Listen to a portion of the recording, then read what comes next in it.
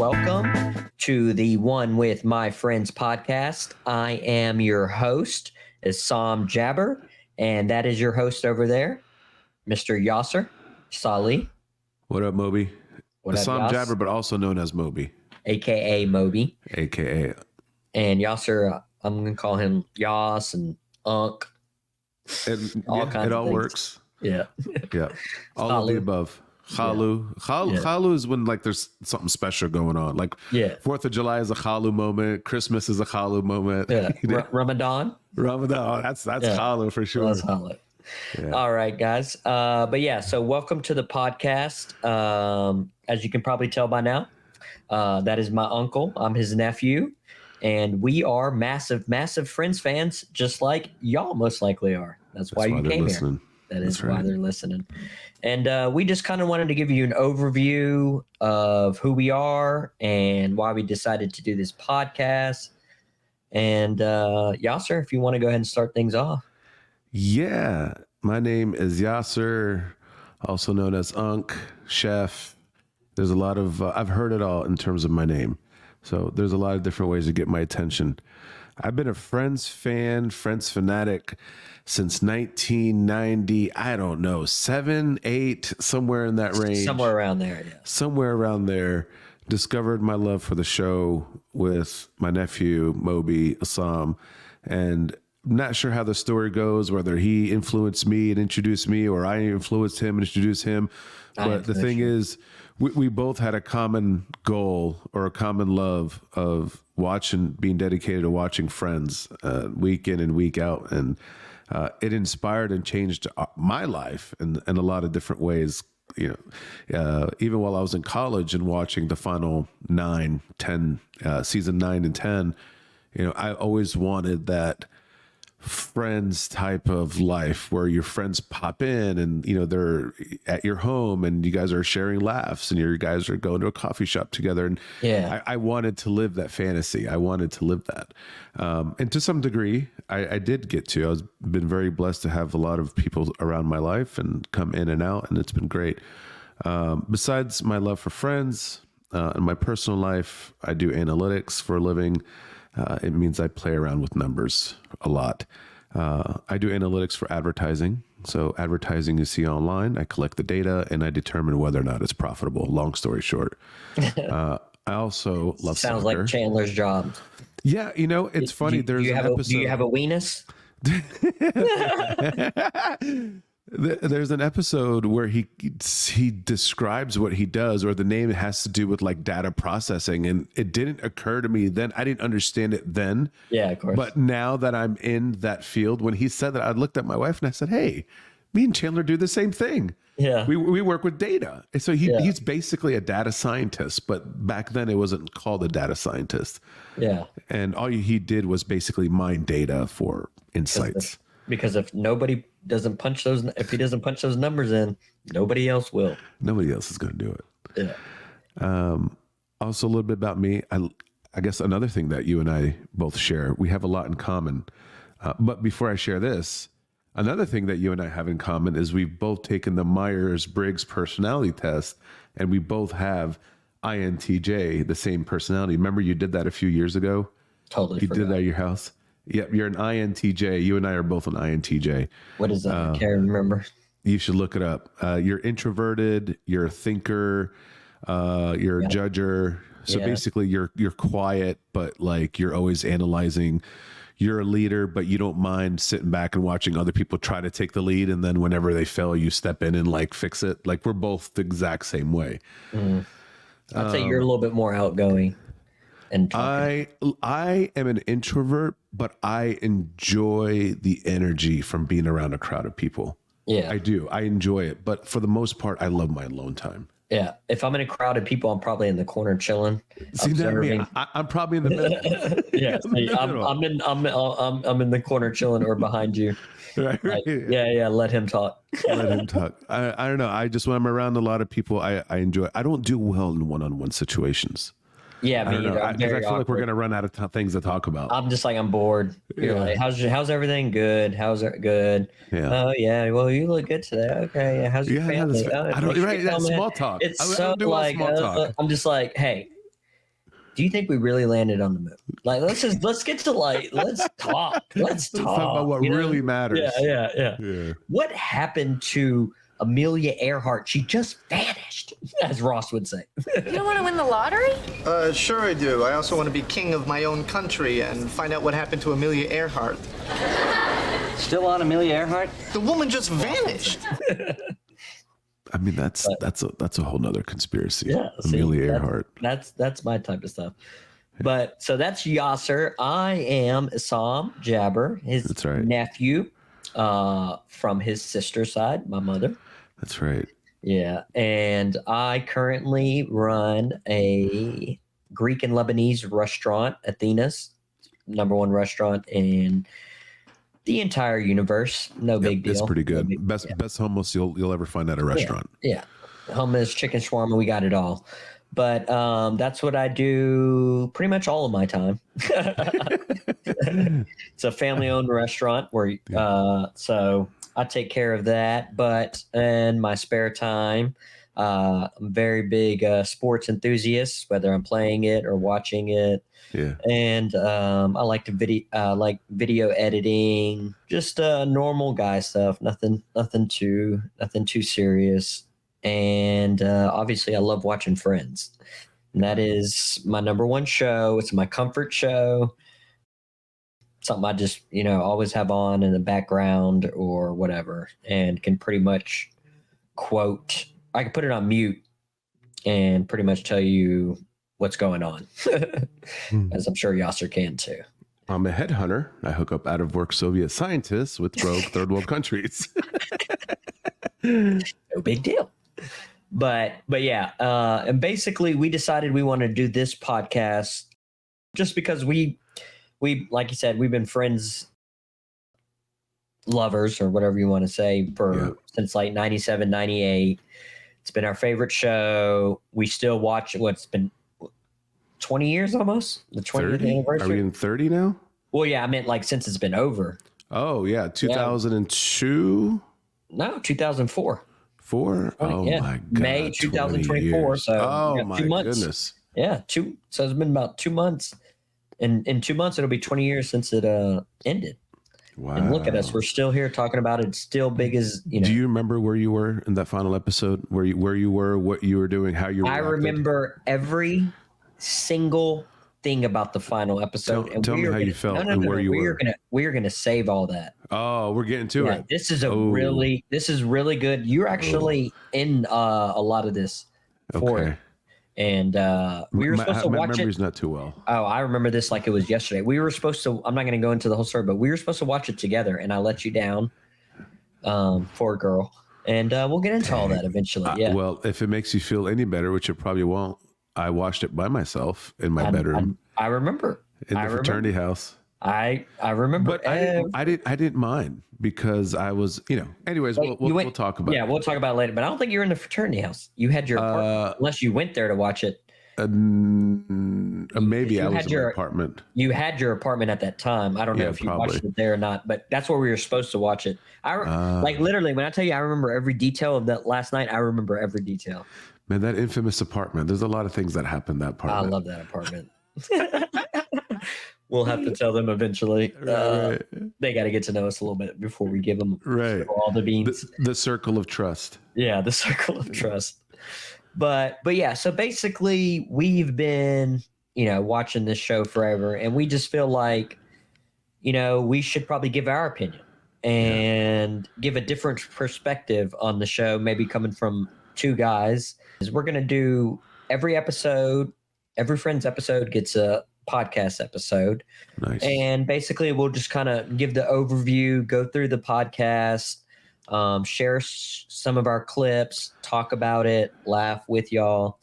And then at the end, give probably who was our favorite friend at the end of the show, obviously rate it. Do you have a favorite Friends character? I mean, I know we've talked about this before, but for this particular, who would you say your favorite Friends character is? Maybe one male, one female? It's so hard to choose just one. Okay, fine. I'll take Ross. Yeah.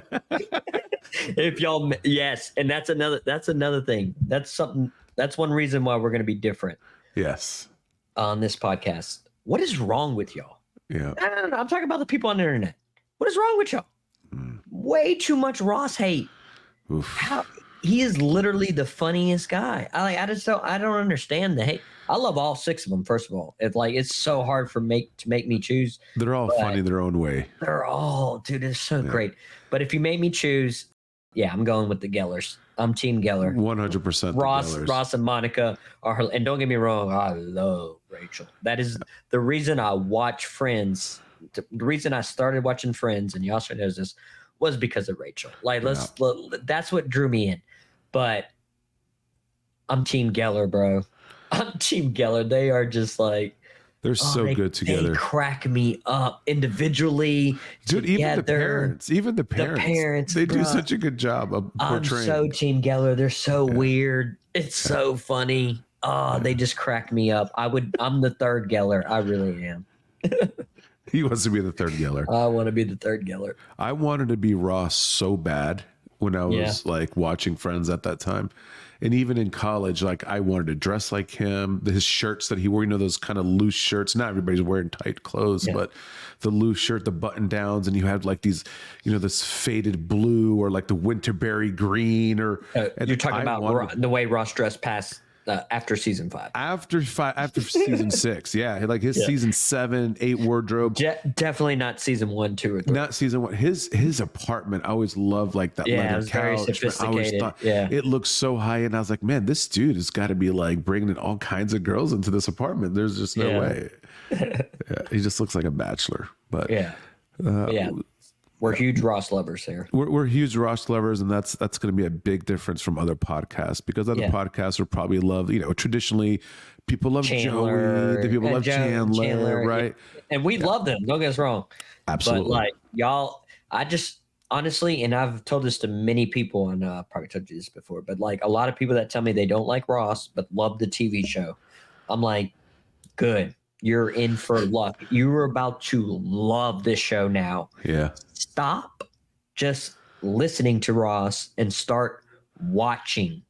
Yeah. His physical comedy is so hilarious. He doesn't have to say much to be funny. Bro, he doesn't have to say anything. So that's why I'm like, if you don't like him, and I hope you are listening to this podcast and you don't like Ross, because you are about to enjoy the podcast and enjoy the show that much more, because we're going to show you why. And we love all the characters. I love Phoebe, Chandler, Joey, Rachel, all of them. The show wouldn't be what it is if one character was different. It wouldn't be what it is. It could.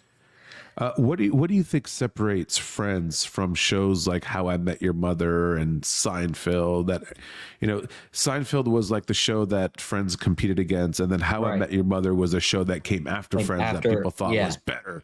What's your take on that? Well, I mean, all great shows, obviously. Seinfeld was really good. Obviously, it was never my thing. It's never my thing either. But I'm not one of those people that like hates on it. Hey. Like, I don't understand. Well, this ain't even funny. But I'm like, you know what? It's not really for me. Right. And somebody else found it funny. Yeah. And that's fine. Like, there's a bunch of Seinfeld fans that like to shit on the Friends fans. I don't know what you get from that, but that's okay. If that makes you feel better. I just think when people do that about a different show, it just means like you really don't think your show is that much better than if you gotta go and crap on the other shows. I don't need to go shit on How I Met Your Mother to make Friends better. I love that show, but I can say that Friends is better. But I love How I Met by Your far. Mother. They even stole a lot of Friends stuff, which I'm sure Friends for sure. And Friends stole. They even joked about it. They stole a lot of stuff from old comedies. Three's Company. Three's Company. Yeah, a lot. Yeah. And I love Three's Company growing up. Yeah. So like, I mean, that's just what happens. But what makes it different, man, is it really feels like they're friends, and it really feels like you're the seventh. That's a great point. You feel like you're the seventh one hanging out with them. Yeah, I love that. And you really like understand them, and you just like, I don't know. You develop, you build that. You feel that emotional connection with them as you're watching along. Yeah, and you just like the sets. You just like, oh, I can't wait to be in Central Park. And I think that's what made that's what made the tragic death of Matthew Perry so hard, because I felt like I lost a friend. Yeah, I really did. It was crazy. Yeah. I felt like it was somebody I knew who died. And I can't tell you how many times, because I was watching it. I started watching when I was like, 9, 8, 10, somewhere around there. When we say 98, probably. So I was like 9 or 10. Yeah.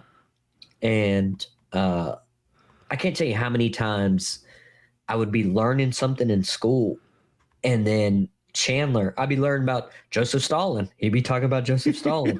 I learned about Ansel Adams with the camera. He'd say somebody, and it happened so much. So I used to just think he was so smart. I'm like, oh, I'm just now learning about that. And like, he would like, so like, I don't know. Yeah. Well, watching Friends created a language for us. So if you remember that episode where Chandler was locked in an ATM vestibule until True.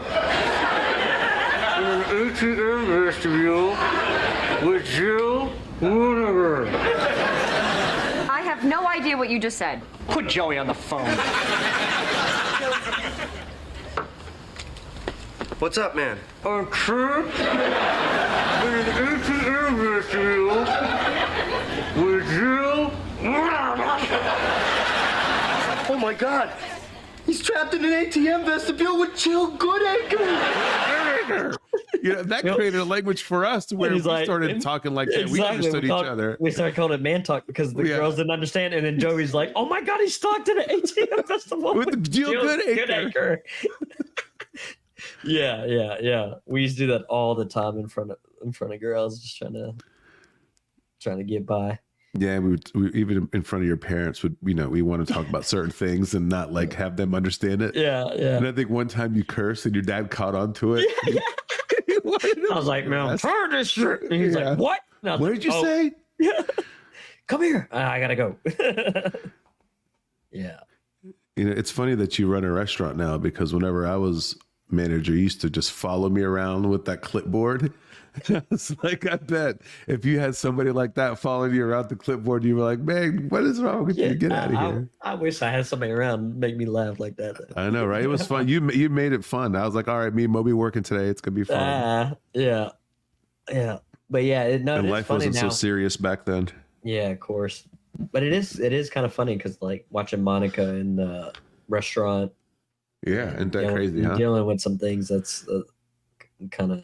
How now you run a restaurant and you see Monica. How different is what Monica does compared to the reality of what you do? Well, she's like it's like a big time New York City high end restaurant. Yeah, high end. I'm a small little Louisiana family restaurant. Yeah.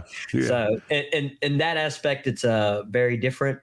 But like seeing her when she's like swamped.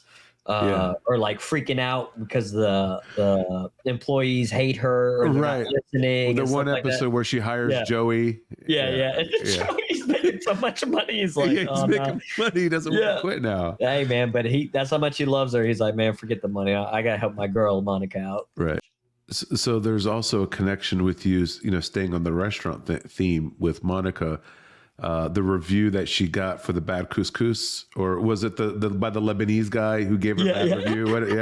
I would never do that. As a Lebanese man, I would never do that to you. Right. He's like, are you even Italian? I'm Lebanese. And he's really not. I think he's like Latino or something. He's not. Yeah. Fake. He don't got Did you know that nose. Chandler was on Who's the Boss, or Matthew Perry?